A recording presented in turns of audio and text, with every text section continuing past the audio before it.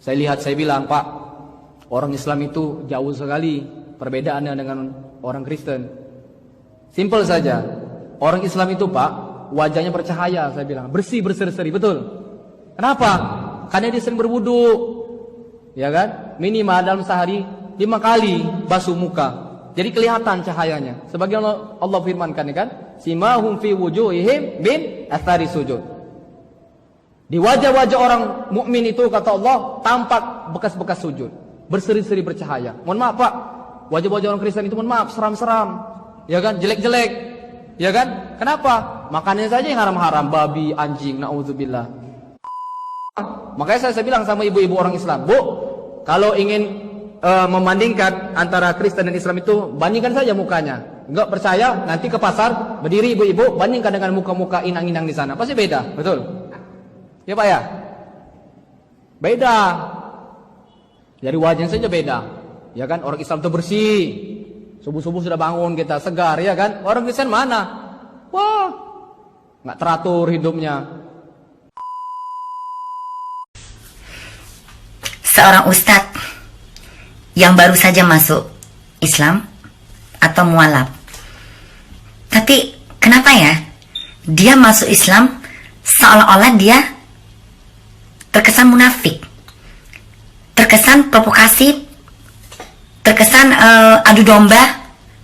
Baru aja masuk Islam, baru bermualaf, baru mencari ayat, tapi di sini Anda kesannya mengadu domba.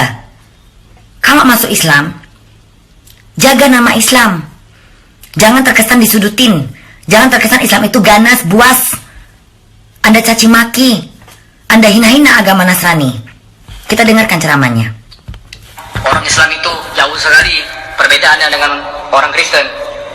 Simpel saja. Orang Islam itu, Pak, wajahnya bercahaya, saya bilang. Bersih, berseri-seri, betul? Kenapa? Karena dia sering berwudu. Ya kan? Minimal dalam sehari 5 kali basuh muka. Jadi kelihatan cahayanya. Sebagaimana Allah firmankan, ya kan?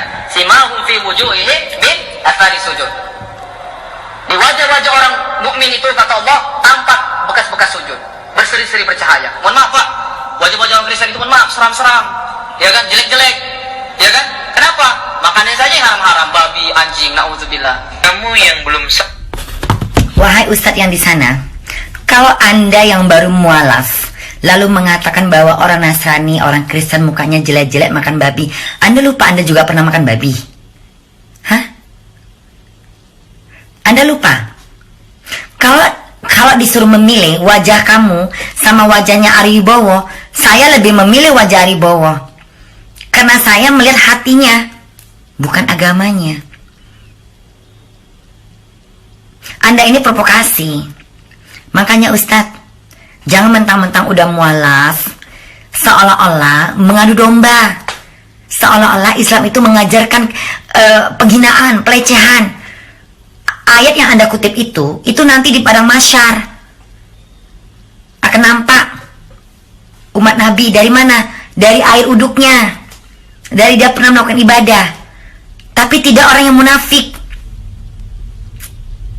Dan nanti di padang mahsyar itu banyak kaum Nabi, kaum Nabi Musa, kaum Nabi Isa, kaum Nabi Muhammad, kaum Nabi Ibrahim, kaum Nabi Musa, kaum Nabi Zakaria, kaum Nabi Nabi Yusuf. Banyak Ustadz. Quran itu berbicara pada kaum Nabi Muhammad. Konteksnya di situ. Anda ini sudah menyimpang, sudah kemana-mana arahnya. Kalau memang konteksnya seperti itu, jangan ditambah-tambahin, jangan beralusinasi, jangan berasumsi. Oh, wajah orang Kristen serem-serem karena makan babi, makan uang korupsi. Anda lupa tuh yang makan uang jamaah. Anda lupa tuh yang korupsi uang rakyat. Anda lupa tuh yang teriak-teriak demo-demo. Hah? Teriak-teriak Allah Akbar tengah jalan. Anda lupa tuh yang ngancur-ngancurin sweeping-sweepingnya rumah-rumah makan. Iya, Anda lupa. Anda lupa kelakuan mereka. Apa nampak keberserian di wajahnya? Ustadz, belajar agama itu pelan-pelan. Jangan karena nafsu. Saya takut Anda ini munafik.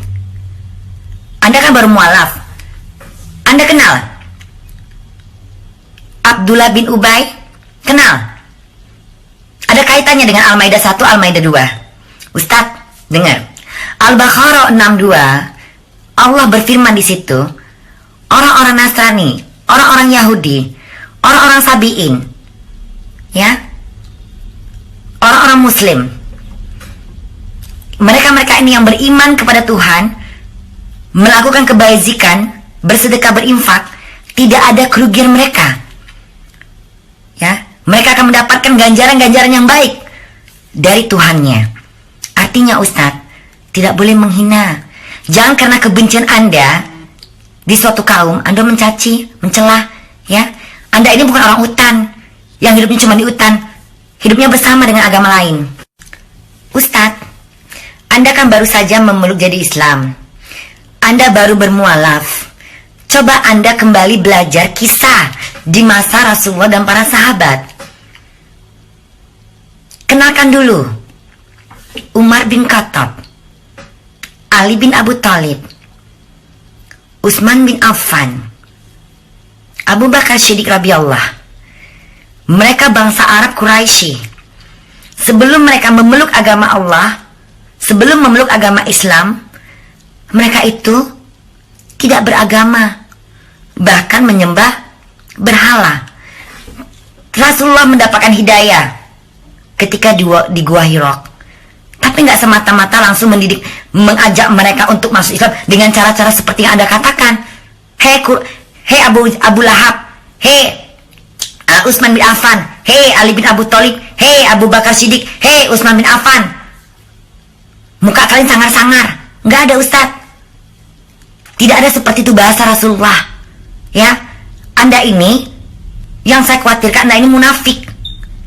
Saya takut Anda masuk ke agama Islam hanya untuk provokasi, menghafal beberapa ayat, mencari beberapa hadis, hanya ingin agama Nasrani dan agama Islam berperang. Saya takut Anda seperti siapa? Abdullah bin Ubay. Siapa dia? Nama dia berkaitan dengan Al-Maidah 51, 52. Abdullah bin Ubay, tokoh politik, tokoh munafik, sehingga turun Al-Maidah 51. Dikhawatirkan seorang pemimpin yang seperti dia modelnya. Hati-hati Ustadz, Anda ini baru saja ilmu Anda tuh baru sedengkul kaki saya. Islam tidak mengajarkan begitu-gitu. Firman yang Anda kutip itu nanti di padang mahsyar akan kelihatan cahaya-cahaya orang Muslim, tapi bukan orang munafik, tapi bukan Muslim yang makan uang jamaah. Tetap aja mereka masuk neraka. Muslim-Muslim yang makan korupsi, tetap aja mereka diadilin, tetap aja mereka masuk neraka. Ya Ustaz, jadi belajar. Semua tergantung hati. Hatinya yang menampakkan cahaya di diri dia. Di dalam agama manapun, kalau hatinya kotor dan jorok, tidak akan nampak cahaya di dalam dirinya. Sama aja seperti teriak-teriak Allahu Akbar tengah jalan, berbuat maksiat, membuat kerusakan di muka bumi, bom sana bom sini, bom bunuh diri. Apa itu yang Anda bilang seorang Muslim yang nampak berseri-seri di mukanya? Manusia yang mengaku agama Muslim, jika dia merasa dirinya Muslim, dia tidak akan pernah membunuh orang lain, apalagi bom bunuh diri, mengorbankan orang lain. Itu sudah sesat, merusak kenyamanan, ketentraman di muka bumi. Tapi dia tidak sadar pada dirinya, sesungguhnya dialah penghuni neraka jahanam. Makanya Ustadz, jangan cuma penampilan doang yang diurus, jangan cuma penampilan doang yang diperhatiin, tapi akal hati Anda jongkok. Bahasa Anda bahasa seorang yang selangkangan. Bahasa Anda bahasa selangkangan.